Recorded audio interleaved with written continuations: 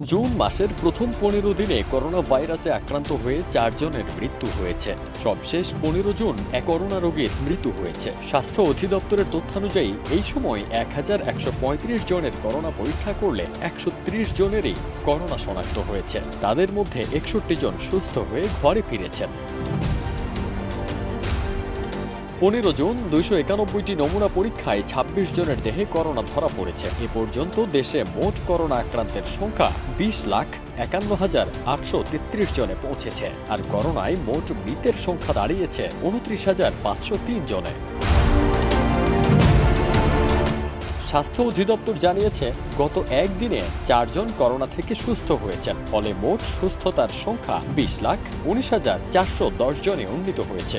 করোনার প্রথম আক্রান্ত ও মৃত্যুর ঘটনা ২০২০ সালের মার্চে দেশেও দেখা গেছে। পরবর্তী সময় ২০২১ সালের আগস্টে দেশের সবচেয়ে ভয়াবহ পর্যায়ে আসে, যেখানে একদিনে ২৬৪ জনের মৃত্যুর খবর আসে।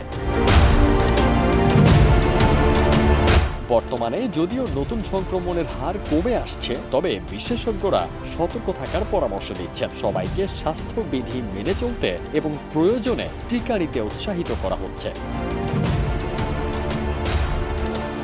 ফারদিন সানি, দেশ রূপান্তর।